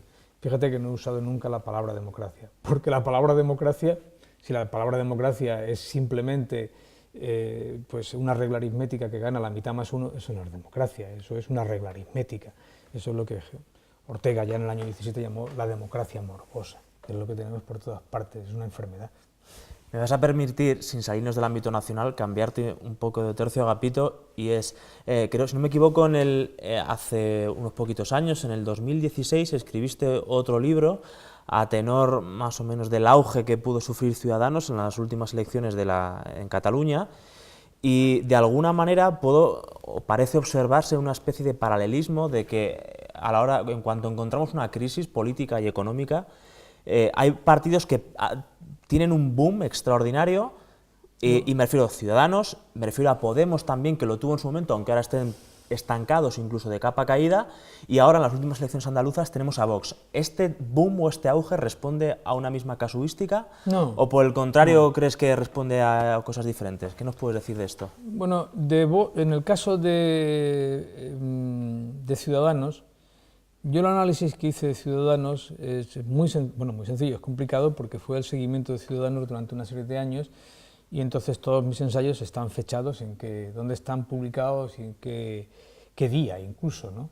Y eso es importante. El libro ese salió en el 2015, el editor, que por cierto está publicado ese libro en Estela Maris y que se agotó, y el editor me dijo que murió, Pepe, me dijo, no te voy a sacar el libro en las elecciones que hubo, en las primeras que convocó Rajoy, porque me interesa que salga después de las elecciones. Y dijo, pues bueno, estupendo, ¿no? Y la sacó después de las elecciones, que este hombre Pepe murió. Y perdona que te cuente esto, pero es importante para decir que es un análisis que venía de antes, hecho desde el año 2014, 2015, y se publicó en enero del 2016, me parece, ese libro, ¿no? Entonces yo lo que hacía era un seguimiento de corte maquiavélico o weberiano, o de corte, en fin, si quieres también se puede decir Aristóteles, ¿no? Es decir, es el análisis de lo que dice Ciudadanos y de qué es lo que dice Ciudadanos en relación con ese momento en la política, con otros partidos políticos, y qué es lo que propone. Y bueno, en función de eso, a lo que puede acceder. Entonces yo dije que Ciudadanos iba a ganar, que iba a ganar antes de ser las elecciones, y lo iba señalando por qué. ¿Y por qué? Es muy sencillo, o sea que tampoco vamos a que la gente no espere grandes historias. Es muy sencillo, va a ganar no porque haya subido en Cataluña, no porque haya subido en Cataluña. Naturalmente en Cataluña tenía representación y era importante, todavía no habían sido las últimas elecciones, sino básicamente el gran auge de Ciudadanos se da cuando obtienen representación parlamentaria en un Parlamento que había sido muy cerrado durante 36 años, a cualquier tendencia que no fuera el bipartidismo de PP y PSOE, que era Andalucía. Esa es la gran revolución democrática que se produce en Andalucía. Cuando el andaluz, que bueno, el votante, pues es un votante normal, como el de Castilla, etcétera, pero cuando de pronto dice Ciudadanos, ¿qué es esto? Esta gente habla de España. En todas las reuniones decía, soy español, ¿no? Cantaban eso. Es decir, estos quieren el Estado Nacional. En un Estado, en una región autónoma muy desestatalizada. ¿Qué quiero decir con muy desestatalizada? Pues que la Junta de Andalucía se definía por el Partido Socialista, no por un conjunto de partidos. Entonces, eso es un despegue de Ciudadanos muy importante. Es decir, la gente está escuchando la idea de nación, que también en Andalucía, no en Cataluña, sino en Andalucía, la gente se sentía desprotegida. Pues unos, el de Almería por una cosa, el de Cádiz por otra, el de Jaén por otra, ¿no? Entonces, yo dije, pues bueno, Ciudadanos, la prueba de que es un partido que viene para quedarse y de que va a tener esto, no se cae, es Andalucía, no Cataluña. Entonces era la tesis. Bueno, parece ser que pues no anduve desacertado. En el caso de Podemos, ya que me has preguntado por esto, también ese libro se publicó el mismo día que tomaron posesión de los ayuntamientos de España, Podemos, ellos no tomaron posesión porque no ganaron nada, es el Partido Socialista el que les permite gobernar en los ayuntamientos de España, ¿no? Entonces ahí yo seguí también toda pues todo el discurso de Podemos, no preguntándome quién eran los líderes de Podemos, no preguntándome quién financiaba a Podemos, sino qué era lo que decía Podemos en una sociedad que venía de una crisis económica muy fuerte, etcétera, ¿no? Y ahí también señalé que tiene de muchas cosas, no voy a resumir aquí, que la gente lea si quiere, si no, pues que no lo lea. Pero bueno, no voy a resumir aquí lo que me decía, los libros están para leerse, no para que venga el autor a resumirlo y tal, ¿no? Pero sí que hay una tesis fundamental en ese libro, en el final, y dije, bueno, si esta gente no juega a defender la nación española, estamos en lo mismo, estamos en las políticas del PSC y del PSOE, que es entregarse a los nacionalismos. Y en efecto, entonces, Desde el punto que este partido no deje claro cuál es su política nacional, caerá. Está escrito, porque en eso que yo escribo están las fechas. Eso me parece que fue la Asamblea de Vistalegre, y lo puedes ver, y efectivamente, en cuanto abandonan el discurso nacional, pues claro, ya te encuentras después de 2 años de esto, pues la cosa patética del líder que tienen, este señor Iglesias se llama, ¿no? Pues dice, no, yo quiero ahora la bandera y tal, pues sí, pues mire usted, pero ¿por qué no lo dijo usted antes? O sea, porque... Y esos eran los 2 puntos de confluencia de esos 2 partidos, que es la idea nacional. ¿Qué significa? Que a lo que estamos asistiendo es a un surgimiento de la nación española. Pero un surgimiento de la nación española que no se da en el PP o en Ciudadanos o en Vox, sino que se da en todos los partidos. Es una cuestión transversal. Eso te quería preguntar, Agapito, porque es una cuestión transversal. Cuando nos obsesionamos por decir ¿de dónde viene el voto de Vox?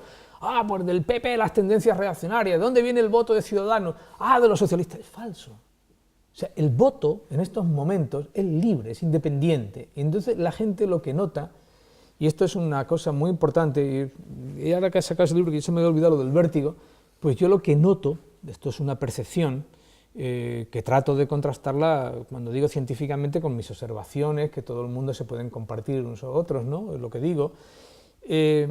Lo que ha traído estas nuevas elecciones del 2 de diciembre en Andalucía es sobre todo vértigo, velocidad. La gente lo que quiere son cambios, pero no quiere cambios a medio plazo, no digamos a largo plazo, no, quiere cambios ya. Y esta es la gran dificultad con la que se va a encontrar, creo yo, el nuevo gobierno que se conforme con estos partidos y con la ayuda de Vox, porque la gente está harta de discursos, de retóricas, etcétera, y quiere cambios ya. Yo creo que se ha introducido un vértigo que yo no sé si serán capaces de gestionarlo los partidos políticos sin traicionar ese gran cambio que quiere la gente. El gran cambio que quiere la gente es que haya nación. Que haya nación significa que haya tren en Almería, que haya un tren normal de Almería a Granada, que se comuniquen, ¿no? Que no valga ir a Almería, en un viaje de avión a Almería, pues cueste más que ir a Frankfurt. Quieren que haya buenas comunicaciones, que haya buena sanidad, que haya buena educación y que haya menos paro, menos desempleo. Eso es lo que quiere la gente, y eso es la nación, eso es el pueblo en marcha, ¿no? Por decirlo de modo muy suave, ¿no? Es lo único que se ha revelado, ¿no? Y yo creo que eso es lo que están asustados muchos políticos. Yo no creo que Vox se vaya a desinflar, ni nada, ni Ciudadanos, ni por supuesto el Partido Popular ha sido una suerte que se mantenga, y se mantendrá, igual que no olvidemos que cómo no se va a mantener el Partido Socialista, sigue siendo la primera fuerza. ¿Por qué? Hombre, porque después de 36 años estamos diciendo que la identificación del partido con la administración es muy fuerte, lo que estoy diciendo. La gente es que eso pasa, cuidado con las connivencias del Partido Popular, ¿eh? O sea, no se puede mantener un sistema político en una sociedad democrática sin la oposición, ojo, cuidado. Pero en fin, así lo veo yo. Intento ser lo más objetivo posible, no se trata de... No estoy haciendo ideología, o al menos yo no pretendo hacerla, y creo que en el libro de Ciudadanos sí era muy proclive en algunos capítulos de ese libro, pues a alentar el surgimiento de Ciudadanos, y sí que señalé en el final del capítulo cómo los engañaron los medios de comunicación, con las encuestas. Eso está señalado en ese libro, y yo comentaba con un gran amigo mío, uno de los grandes periodistas que ha dado España, que murió el 1 de mayo, con César Alonso de los Ríos, pues nos quedábamos asombrados de todas las encuestas, porque los daban como ganadores, ¿no? En todas partes, y yo decía, pero bueno, ¿cómo les pueden dar tantos votos si este es un partido que ha surgido de la noche a la mañana? Sobre todo era un partido de origen regional, porque nace como Ciutadans en Cataluña.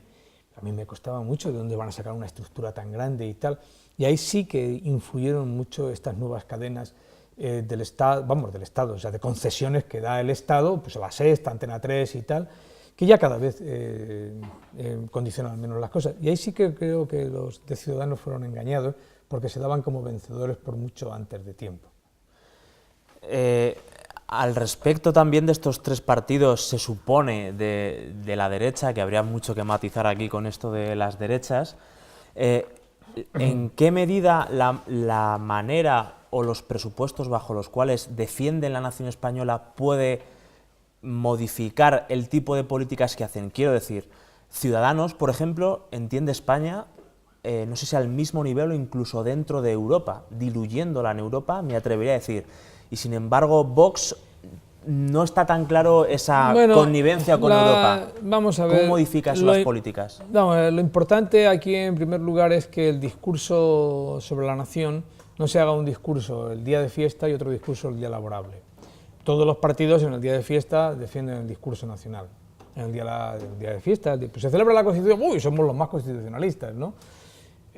No, ahora es el discurso del día laborable. Hombre, es claro, esto no hace falta que nada me invente nada, ¿no? Puede haber mucha gente pues, que sean fanáticos del Partido Socialista, pero claro, el Partido Socialista pues, da bandazos. Para empezar, hay dos partidos, que es el Partido Socialista Obrero Español y el Partido Socialista de Cataluña. Y en estos momentos, pues, quien domina el asunto es el PSC, dista las políticas que hace el PSOE, y que es un partido que la izquierda tiene un problema clave, gravísimo. No digo que no haya una persona no digo la izquierda, el Partido Socialista o el Partido Comunista, que crea en la nación y que defienda. Siempre va a haber una persona, ¿no? O dos, o cuatro, o una tendencia dentro del partido, digo la idea dominante. La idea dominante es que el PSOE, yo no hablo de izquierda o de derecha porque son de manera de ser hemipléjico, o sea, las cosas son un poco más complicadas que izquierda y derecha, ¿no? Digo esto por salirnos un poco de los guiones ya preestablecidos. Pues puede haber gente pues, que un día vota a un partido llamado de izquierda y otro día vota a un partido de derecha, y eso es la democracia, y cuando eso en España se ha conseguido durante una época, y hay gente que viene de votos del Partido Comunista que se vota en Partido Popular, etcétera. A mí no me gusta hablar en términos de izquierda y derecha, lo utilizamos como, bueno, pues una manera de hablar, pero en este caso lo que sí parece claro es que el Partido Socialista no es un partido que haya defendido a la nación con claridad y distinción. Los fracasos han sido clamorosos. Pensemos, por ejemplo, que el partido que lidera en el País Vasco, el Partido Socialista Obrero del País Vasco, que en la época de Nicolás Redondo Terreros, que incluso llegan a presentarse, a hacer un pacto entre Jaime Mayor Oreja, representante del Partido Popular, para gobernar juntos, y aquello fracasó. Aquello fracasó, pero bueno, Nicolás es un defensor de la nación española, que, en fin, lo expulsan del partido, sigue como miembro militante, pero lo expulsan Montilla, que era el secretario general del Partido Socialista de Cataluña, de orígenes catalanes, de orígenes cordobeses en Cataluña, y lo expulsa también el José Luis Rodríguez Zapatero. Y lo expulsan porque este es un señor que defiende la nación española. Bueno, ¿quién gana en el País Vasco? Pues bueno, gana el Partido Socialista del País Vasco, que se entrega al nacionalismo. Es más, le dejan gobernar a los nacionalistas. Es decir, no son proclives a defender la nación española. Y eso es un problema que tiene la izquierda, es la desnacionalización de España. El gran problema de la izquierda española lo tuvo en la Segunda República, lo tuvo en la Guerra Civil, lo tuvo antes, es que no creen en la nación española. ¿Qué le vamos a hacer? Hubo tendencias muy importantes, la de Julián Besteiro, igual que pues ahora ha habido tendencias también muy importantes, pero no han tenido, o sea, no defienden la nación española. Digo esto porque yo creo que este es un asunto clave. Esto es lo que están las derechas, que tú llamas derechas. Bueno, en muchas cosas, ¿a qué se le llama derecha? Mal llamadas derechas. Sí, por ejemplo, en el caso de Ciudadanos, en el caso del Partido Popular. El Partido Popular, las políticas económicas del Partido Popular han sido mucho más socialdemócratas.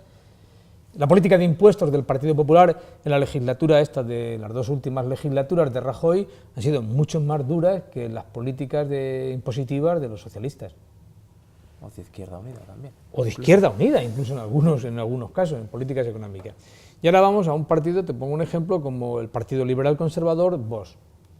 Claro, le dicen, este es un partido de extrema derecha, un partido fascista. ¿Cómo va a ser un partido fascista si en las 100 medidas de Vox lo primero que dicen que tienes que reducir el Estado? Claro. ¿Qué es el fascismo? El fascismo es... entre otras cosas, Estado. El fascismo es fundamentalmente Estado y liderazgo. Un líder que funciona en el Estado y desde el Estado se hace todo. Y es el Estado nacional socialista, o el Estado socialista o el Estado fascista italiano. En España nunca ha habido Estado fascista. Bueno, ¿cómo va a decir usted que Vox es un partido fascista si lo que está pidiendo es el adelgazamiento del Estado, que las 17 comunidades autónomas desaparezcan, Es más, desaparezcan por vía constitucional, adelgazándolas. No puede usted pedir eso. En segundo lugar, ¿cómo va a decir usted que es un partido fascista?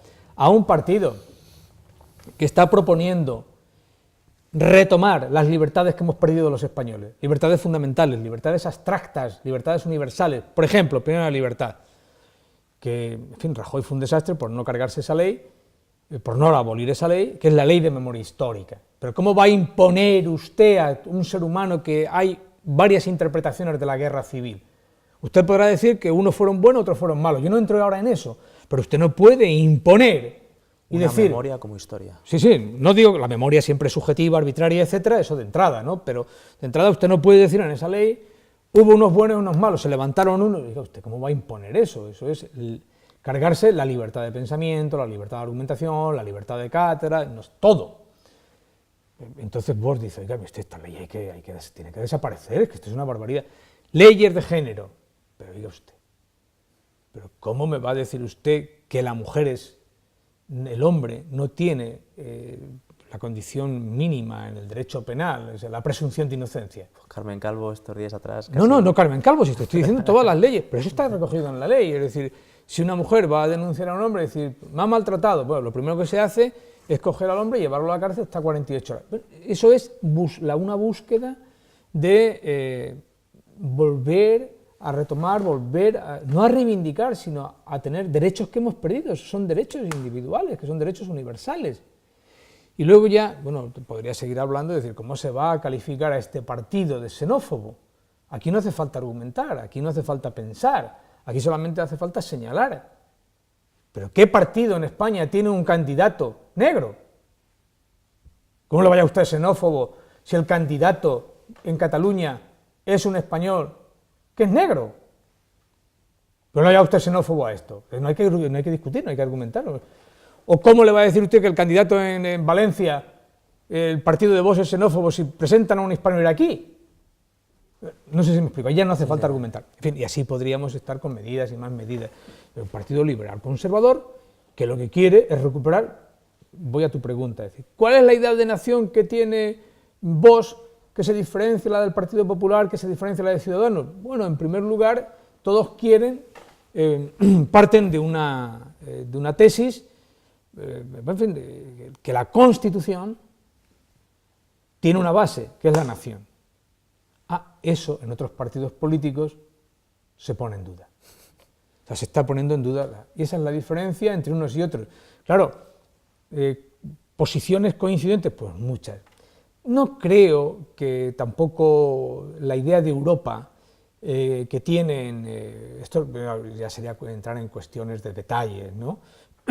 Pero yo no creo que Vox, por ejemplo, sea antieuropeísta, o que, como tú has dicho, Ciudadanos quiera disolver la nación en Europa. No creo que sea eso verdad, en absoluto, ¿no? Es decir, que tienen una idea de nación, lo que pasa es que eso se tiene que ir definiendo con el tiempo y con políticas muy, muy concretas.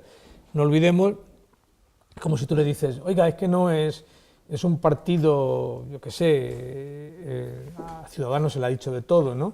Y dice, no, mire usted, la candidata es Inés Arrimadas, es una candidata catalana, que nació en Jerez de la Frontera, en fin, pero habla catalán y además, aunque no hablase, o sea, no pasa nada. Es decir que, pero aquí lo importante es ir al núcleo fundamental de qué idea de nación tenemos. Y la idea de nación pueden ponerse de acuerdo fácilmente Ciudadanos, Vox y el Partido Popular en defender que la nación es la base de la Constitución, mientras que es evidente que en el Partido Socialista eso es discutible.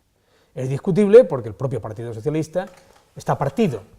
Entonces, desde el punto y hora que hay un Partido Socialista Obrero Español que convive con un Partido Socialista Catalán al mismo nivel. Y luego hay un defecto de origen también, y es que en los 40 años de democracia, pues la izquierda se ha desnacionalizado. Pero en general, todo el problema ya no es de izquierda ni de derecha, el grave problema de España es la desnacionalización de España, que es algo a lo que estamos asistiendo. Es una deconstrucción de España que estamos asistiendo desde el año 78.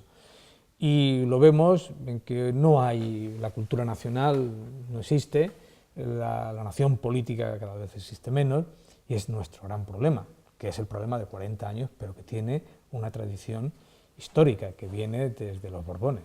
En este agotamiento de la nación o de la idea de nación política que comentas, Agapito, hay una idea que comentas muy sutilmente en uno de tus libros, que es el de Modernidad, Historia y Política, que tiene que ver con el peso del pasado que una nación puede cargar o cómo incorpora una nación. Por ejemplo, Alemania, comentas cómo incorpora una nación política un pasado tan aterrador o tan criticable como pueda ser el periodo nazi a sus espaldas, y cómo puede una nación hacer política con ese pasado que carga.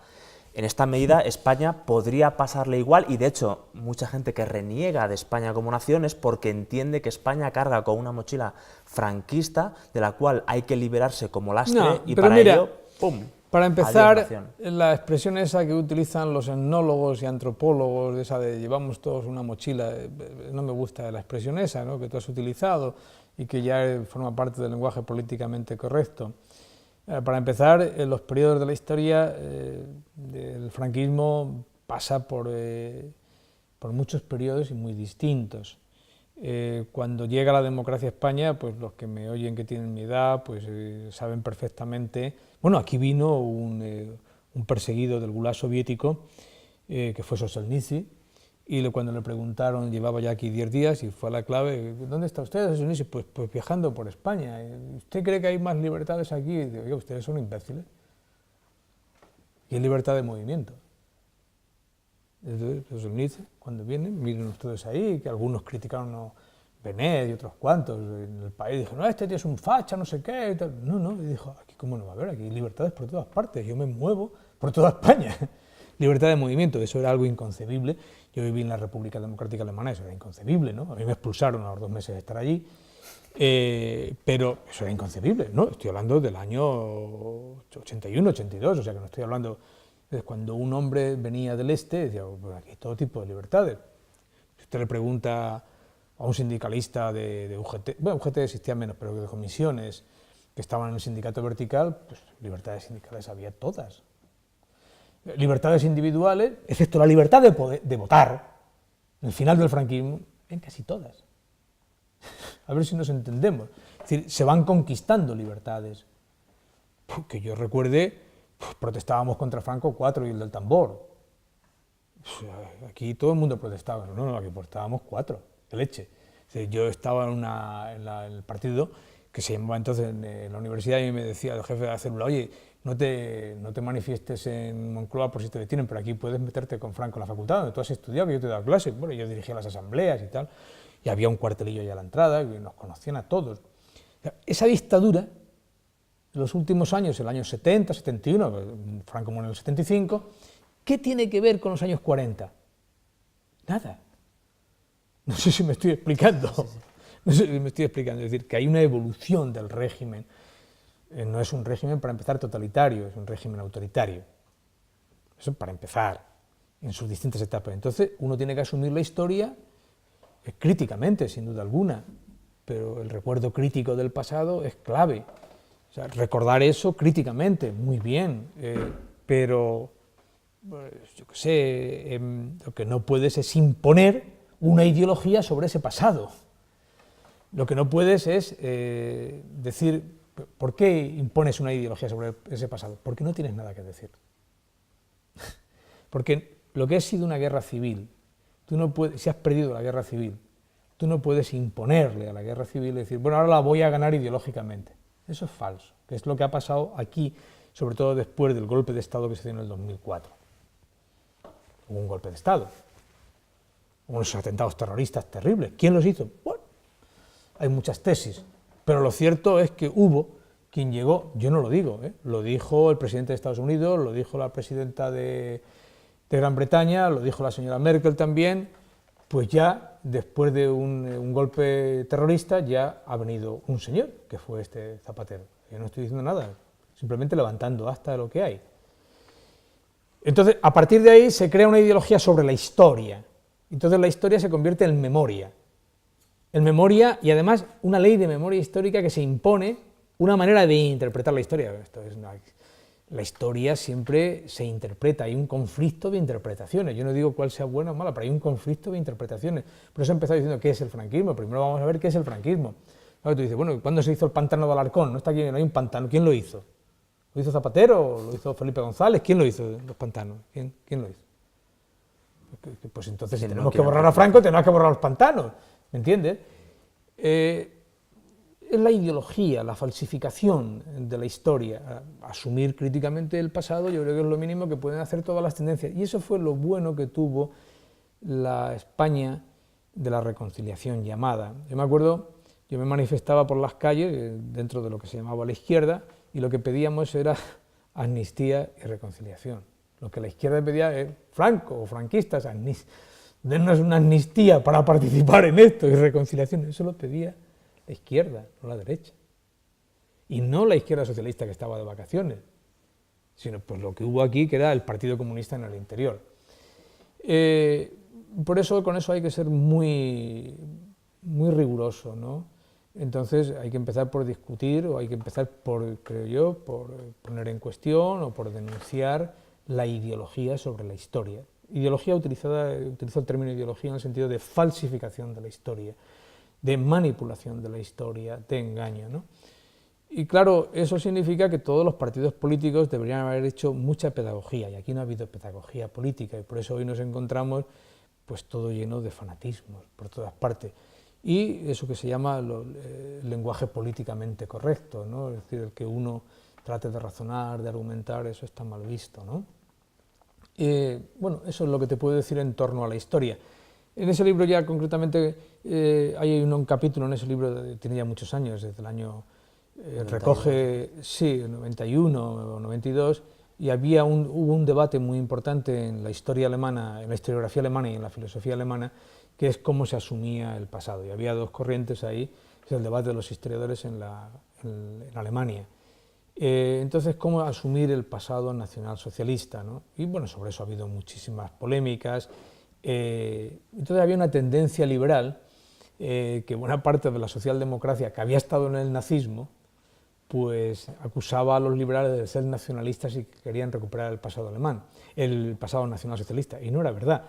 Y en este libro, las tesis que mantengo ahí en ese capítulo, yo las corregí, las rectifiqué, y por eso estoy autocriticándome a mí mismo, porque luego me di cuenta, leyendo a un gran historiador, que era el editor de un periódico alemán, el FAZ, el Frankfurter Allgemeine Zeitung, que Joachim Fest, que es un hombre que era un liberal, era un hombre joven con 18 o 19 años, tuvo que ir a la guerra como soldado del ejército alemán, o sea, del ejército nazi, y cuando vuelve es el gran historiador que habrás visto tú esa película, El hundimiento de Hitler, ¿no? Esa película está basada en la biografía de Hitler que le escribió Joachim Fest. Se dedicó a escribir sobre Hitler. Y entonces participa en ese debate de los historiadores, era ya digo, el editor del periódico liberal por antonomasia alemán. Y entonces este hombre estaba dispuesto a decir, oiga, él escribió unas memorias muy importantes que se llaman Ich nicht, yo no, porque una de las historias que tenían los alemanes socialdemócratas es yo no fui nazi, y entonces él descubre, no, el premio Nobel Günter Grass, no, usted fue nacionalsocialista. Usted evolucionó, pero usted fue nacionalsocialista. No, es que no hubo liberalismo en Alemania. Sí, sí. Por eso dice Joachim Fest, yo no fui nazi. Karl Jasper, que se casó con una judía, pues era gran filósofo, era un gran liberal. Hubo liberales también muy importantes en Alemania. Pero hubo una tendencia en la izquierda socialdemócrata alemana a borrar ese pasado nacionalsocialista. De ello podríamos hablar, bueno, de hecho hay una historia muy interesante, un debate entre Joachim Fest y Jürgen Habermas. Pero yo creo que es distinto, es radicalmente distinto el planteamiento en Alemania que en España. ¿Por qué es distinto? Hombre, para empezar, los alemanes tienen una pequeña tendencia, tienen una pequeña diferencia con respecto a los españoles. Es que los alemanes normalmente no se matan entre ellos, matan a otros. En la Primera Guerra Mundial, en la Segunda, mientras que los españoles nos matamos entre nosotros, amigo mío. Y esa pequeña diferencia es la diferencia entre la cultura alemana y la cultura española. Ellos nos matan, nosotros nos matamos entre nosotros, no es pequeña diferencia. Un maestro del pensamiento español, muy denostado, ¿no?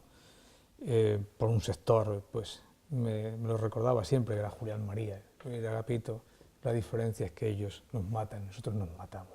No es pequeña diferencia. Por lo tanto, el debate de los historiadores español no tiene que ver nada con el debate de los historiadores de Alemania. Ya para ir acabando, Agapito, te voy a hacer una pregunta que no sé si la vas a considerar como ponerte entre las cuerdas, yo creo que no, porque Dale. tú eres de coger el toro por los cuernos. Venga, y además dale. la gente ya te conoce. Es decir, yo cuando estudiaba contigo ya ponías negro sobre blanco en papel y en tu boca el papel que juega a día de hoy o que ha jugado en estos últimos años la universidad en la sociedad española. ¿Es una consecuencia o es una causa del estado político de nuestra sociedad? Bueno, Puedes decir lo que no, te la plazca. universidad española está arruinada, ¿no? Cuando digo arruinada, hombre, siempre va a existir la universidad porque siempre va a haber alguien que quiera aprender y alguien que quiera enseñar. Siempre va a haber un buen investigador, siempre va a haber un buen profesor, siempre va a haber un buen alumno. Pero como concepto, la universidad española está agotado, está acabado, está arruinado. ¿Por qué está arruinado? Tú has estudiado, cualquiera que estudie una carrera sabe que da lo mismo estar en primero de carrera que en quinto. Te dicen lo mismo, ¿no? Pero sin entrar en esas consideraciones, yo creo que la autonomía universitaria, bueno, pues ¿qué vas a pedir si he dicho antes que lo único que diferencia al ser humano demócrata del ser humano totalitario es que haya autonomía del saber? Bueno, pues la universidad es un caso prototípico donde no hay autonomía del saber, está dependiendo del poder y está dependiendo del derecho, lo que se llama la ley. O sea, hay que investigar lo que dice la ley, lo que dice el poder y lo que dice... Eso es poder y derecho son los que dictaminan lo que es el saber. Si la fuente del saber, las fuentes de conocimiento, las fuentes de información fundamental debería ser la universidad, tal y como la concebimos, bueno, pues en el mundo medieval, en el Renacimiento, en la cultura humanística, en la gran cultura del XVIII también ilustrado, son saberes universales, ¿no? Pues yo creo que la universidad española está muy mal arruinada, los sistemas de selección. Está muy mal también, y eso ha sido, aquí lo vemos claramente, universidades en España, pues hay en todas las comunidades autónomas 3 o 4, ¿no? Incluso en comunidades que no hay habitantes. Bueno, ¿cómo vas a seleccionar tanto profesorado para eso, ¿no? Si hay universidades donde un alumno tiene 12 profesores, aparte que sean deficitarias, eso no pasa nada, ¿no? Pero las universidades, la ley de autonomía universitaria es falsa, es una ley ideológica.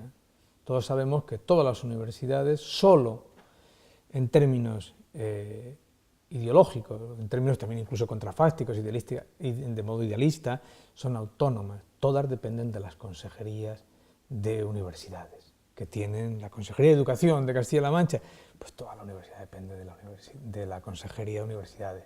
En el fondo el que manda ahí es el consejero, el presidente de la comunidad. Hombre, hay algunas universidades que tienen mejor, peores tradiciones, algunas se mantienen, pero como concepto general, pues yo creo que ha sido uno de los graves problemas que ha tenido España, ha sido que el sistema universitario pues, es dependiente del poder. Y, por supuesto, los sistemas de selección son perversos, ¿no? Es decir, han ido porque no los hay, prácticamente. Bueno, prácticamente es que te pongas a la cola y que tengas ahí pues, el mandarín de turno, te dice lo que es el poder y lo que es el derecho y tal, ¿no? Entonces la Universidad Española yo digo en algunas ocasiones que la Universidad Española como institución se podría cerrar y no pasaría nada, el país seguiría funcionando perfectamente, ¿no? Entonces, bueno, es una pena, es uno de los grandes, porque claro, hay muchos millones ahí, mucho dinero que se gasta, se malgasta. Ya no hablo de los sistemas de grupos de investigación, o sea, no quiero descender, sino ir al asunto clave de dónde viene la crisis. La crisis viene fundamentalmente de que la autonomía es falsa, depende del poder. Depende del poder y, bueno, en algunos casos, por el crecimiento de tantas universidades, no se conoce en ninguna parte del mundo que haya universidades, a no ser que se convierta en aquello en escuelas de secundaria, etcétera, ¿no? Entonces, yo creo que la crisis de la universidad es es gorda, ¿no? Es muy gruesa. Y algo que señala, si uno se pregunta por el papel o el rol, en términos sociológicos, o sea, en términos muy superficiales, por eso la sociología muestra la superficialidad, ¿no? Y elige algunos grandes científicos españoles, sabios españoles que hayan analizado la universidad en el siglo XIX y en el siglo XX, pues se va a encontrar con este problema. Elegiré uno de esos sabios. Uno de esos sabios que fue un señor que recibió el premio Nobel, que revolucionó en buena medida el sistema de investigación en España, que fue don Santiago Ramón y Cajal. El que lea a don Santiago Ramón y Cajal, un libro fundamental de don Santiago donde cuenta sus memorias, los tónicos de la voluntad, siempre él fue muy reacio a la autonomía universitaria. Bueno, estamos perdidos, o sea, si a un loco de estos le dan autonomía puede pasar, él fue siempre con eso muy... Y además, si esa autonomía va a depender del poder y tal. Pero don Santiago, todo el dinero que le dieron cuando el premio Nobel, se creó allí una institución muy importante en esa época, que es la Junta de Ampliación de Estudios, que de ahí deriva el Consejo Superior de Investigaciones Científicas. Y ahí se señala una diferencia clave entre la universidad y la investigación. La universidad, pues claro que el universitario tiene que investigar, pero el profesor universitario lo que tiene que fundamentalmente es enseñar, y tiene que enseñar la base. Si no se conocen los fundamentos, las bases, uno no puede especializarse en nada. Entonces, uno se encuentra hoy que va a un curso de primero y lo mejor que te encuentras, tú lo habrás vivido eso, pues es que te enseña el profesorcito de turno lo que está investigando. Y usted hágalo en el instituto, hágalo en el consejo, pero usted tiene que enseñar investigación base, que se llama. Es decir, entonces ahí tenemos el gran fracaso. Luego hay otro gran fracaso que son las universidades privadas, porque he hablado de la universidad pública, pero claro, la universidad privada no hay investigación, no tiene por qué haberla, pero hombre, tiene que haber, la investigación tiene que desarrollarse siempre al lado de la universidad, pero la función clave de la universidad es que el profesor tiene que enseñar las bases, los fundamentos. O sea, los grandes profesores en cualquier materia, sea física, sea bellas artes, sea filosofía, tienen que estar en las primeras bases. O sea, si te encuentras, por ejemplo, y dices, oiga, estoy preparando la oposición para ser profesor de filosofía, y yo te pregunto, ¿y qué haces? Pues chapo temas. Y te pregunto, ¿tendrás una historia de la filosofía? No, pues no leo historia de la filosofía. Pero hombre, tendrás que leer una historia de la filosofía. Claro, eso no te lo han enseñado en primero de carrera ni en quinto, pero tendrán que enseñártelo. Entonces tú no podrás investigar si no tienes las bases. Eso es cómo va a enseñar, si uno no sabe investigación base en física o en química, cómo va a estudiar la físico-química del carbono, yo qué sé, lo último que se está investigando. No, tienes que tener las bases. Entonces en eso la universidad ha sido un auténtico fracaso, ¿no? Un auténtico fracaso, un auténtico desastre. Un desastre, claro que, ojo, España no está sola en esto, ¿eh? Es decir, el fracaso de la universidad es un fracaso universal, ¿no? Porque lo que ha fracasado es, propiamente dicho, eso, el saber universal. Y ese es el gran fracaso. Y en España, bueno, ya he dicho bastantes cosas, dependencia política, no me voy a resumir lo que he dicho, pero es la dependencia de la universidad del poder político, básicamente, ¿no? Y luego el poder político ha puesto sus garras y en las grandes universidades que mejor funcionaba, pues las ha desmantelado. Bueno, el sistema del profesorado, el sistema de selección del profesorado ha sido un desastre, con leyes nefastas, ¿no? La ley de autonomía universitaria es nefasta, y la ley de reforma universitaria, y yo creo que cada vez se ha ido empeorando. Pero esto es igual que si me preguntas, es decir, pues la historia de España. Pero, oiga, mire usted, ¿qué país vamos a tener si no tenemos un libro de historia? Un libro de historia. O sea, que sepamos quién es Viriato, ¿no? Y por dónde pasa el Miño, por dónde pasa el Tajo, o por dónde pasa el... No existe en España un libro de historia para nuestros bachilleres. Si no existe un libro de historia normal, elemental, ¿cómo dice usted que existe España? Claro que existe, ¿cómo no va a existir? Porque tiene una tradición, etcétera. Y ese es nuestro gran fracaso. Dicho en otras palabras, lo que tenemos que conseguir es que España no sea un mito. Utilizo la palabra mito en el sentido de una cosa desfigurada, asquerosa. No, España no es un mito. España tiene una gran historia, tiene grandes tradiciones. Ahora bien, sus hombres ahora, sus excelencias, sus mentes... reincorporar o hacernos con ellas. Sí. Bueno, ese es el fracaso de la universidad. No creo que... Si quieres te puedo decir que algo más fuerte, pues que se cierre y no pasaría nada. No, hombre, no. Nada. Ahora sí que sí, el final, Agapito, y a mí me interesa siempre esta pregunta, se la hago a todos nuestros invitados, me gustaría que me recomendases para ti 2 libros cruciales, imprescindibles para entender ya no la política en general, sino aunque sea la política contemporánea. 2 libros. Bueno, pues yo creo que es un libro bueno, sin duda alguna, sigue siendo El Quijote. Ya no dejes de leer El Quijote, ¿no? Eso te vale para todo. Para todo, ¿no?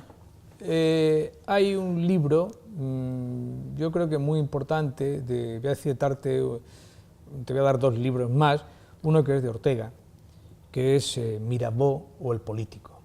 Yo creo que es importante seguir ese libro, tiene mucha vigencia, toda la obra de Ortega, por supuesto, España invertebrada, La rebelión de las masas. No olvides que Ortega sigue siendo el filósofo más leído de España, se agota siempre. Y después, yo creo que es muy importante para reconstruir la idea de nación española, otra cosa es cómo él la llena, pero el primero que crea la idea de conciencia nacional es un hombre que muere muy joven, pero tiene una gran obra, y yo creo que es una obra fundamental para conocer la idea de conciencia nacional, para tener idea de conciencia nacional, independientemente de cómo lo llena él, ¿no? Y esa obra es una obra sensacional, es la obra de las más amenas de toda la historia de la filosofía, que es la historia de los heterodoxos españoles de don Marcelino Menéndez Pelayo. Creo que siguen siendo dos obras fundamentales para entender qué es España. Bueno, con eso te digo todo, te he dado 3. Y al margen de Ortega, que ya lo has mencionado, has dejado constancia de él, una figura, concretamente un filósofo español que consideres relevante. Ortega. O sea, Ortega, yo espero que me invites otra vez, si no te han echado ya de esta institución. El 4 de enero del año 1937 publicó un artículo Ortega que era una necrológica dedicada a Unamuno. Y el día 4 de enero del 2019 sale un libro mío que se llama El Gran Maestro. Ortega y Gasset, El Gran Maestro.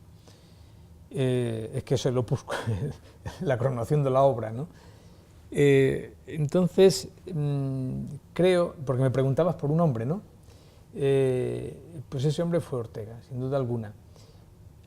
¿Cometió errores Ortega? Bueno, pues muchísimos, etcétera, pero el error fundamental de Ortega, como el de toda la generación del 98 y después toda la generación del 14, fue romper con una gran línea de pensamiento que se había creado en el siglo XIX, pues con figuras claves como Valera, como el propio Menéndez Pelayo, como, en fin, don Antonio Cánovas del Castillo, doña Emilia Pardo Bazán o Clarín, que crean, sin esas figuras no se puede, o don Benito Pérez Galdós, no se puede construir el espacio público político, ¿no?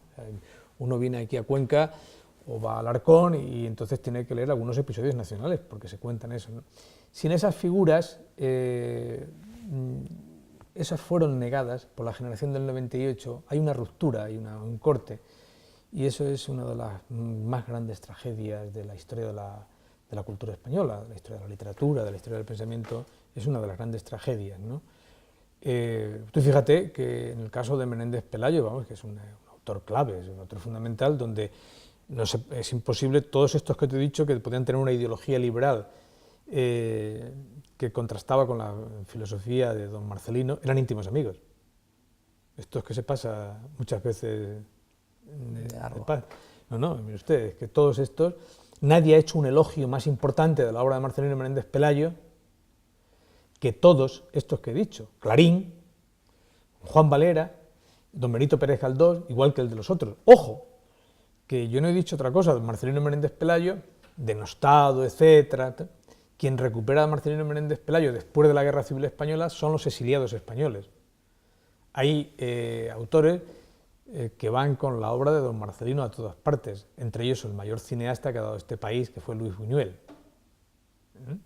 Entonces, bueno, esas son líneas que se han roto, que hay que volver a reconstruir. Entonces, prácticamente en ese campo todo está por hacer. Pero por eso he señalado, y Ortega rompe en buena medida con eso. Ortega, Baroja, Azorín, rectifican mucho, ¿no? Entonces yo lo he propuesto, esa es una de las grandes críticas, que naturalmente en mi libro no aparece esa crítica a Ortega, ni mucho menos, porque lo que hago es una reivindicación de Ortega. Pero ya como estamos entre nosotros, y me has pedido, bueno, dime, no sé qué, un personaje, ¿no? Me has dicho, que nos pueda... En fin, yo creo que España ha dado grandes personajes y muy importantes, e incluso hay un pensamiento en España durante el franquismo muy importante. Hay polémicas en la filosofía española, eso ya pasando a la filosofía española, pues que tienen una gran relevancia, pues en los años finales de los 60, importante, un debate que hay entre Sacristán, Manuel Sacristán, que era un filósofo que fue en fin, fue un hombre falangista y luego un miembro del Partido Comunista prominente, pues un gran debate que tienen sobre qué es filosofía con don Gustavo Bueno, y ese es un debate pues, a nivel universal, o sea que es un debate en los años 60, y antes han dado grandes debates. El problema está en que eso hay que rescatarlo, ¿no? Y eso está perdido, ¿no? Hoy la universidad, ¿para qué sirve? Y tú me dices, pero bueno, ¿quién ha escrito eso? Pero eso está ahí, ¿no? Debates que se dan en el exilio, pues pensadores también muy importantes, un pensador, una discípula de Ortega, que yo creo que va más allá que de Ortega en muchas cosas, es María Zambrano, ¿no? Y María Zambrano ha sido muy manipulada, ¿no? Porque María Zambrano pues tiene dos ideas claves en toda su obra, que son España y Dios. Y tú me dices, ¿cómo? Si María Zambrano ha pensado la idea de España y la idea de Dios. No entro ahora en la obra que ella tiene sobre los poetas, sobre la pintura española, etc. Y bueno, pues yo creo que después de Ortega, Ortega dio lugar a una escuela de pensamiento aún viva, donde hay algunos autores incluso vivos todavía muy importantes. La escuela de Ortega, pues ya no me refiero a Gallego Rocafull, Julián María, María Zambrano, José Gaos y tantos otros, me refiero a grandes de la cultura universal, como dentro de la cultura francesa, pues aquel que era de madre española y que le dieron el premio Nobel, que se llamaba Albert Camus. Pues Camus siempre dijo, miren ustedes, yo no he tenido, no me puedo considerar discípulo porque nunca he asistido a las clases de Ortega, pero si es por las lecturas yo soy el primer discípulo. Camus, el hombre rebelde, no se puede entender pues, sin la obra de Ortega. Premios Nobel que no se pueden entender sin Ortega, pues sería un premio Nobel, pues Octavio Paz. Octavio Paz, pues es imposible entenderlo. Hombre, tú puedes leer a Octavio Paz, pero si no entiendes que viene una tradición que es de Ortega, pues no lo entiendes. Tú no puedes leer, por ejemplo, un premio Nobel en la literatura norteamericana como es Saul Bellow, que hace una introducción a la rebelión de las masas y dice, bueno, mire usted, si este hombre hubiera escrito en inglés, pues sería el pensador más universal. Bueno, y así podría ir citándote autores y autores. Por eso yo creo que en la filosofía de Ortega sigue siendo nuestro gran filósofo. Pues nada, Agapito, no me queda más que agradecer tu presencia aquí.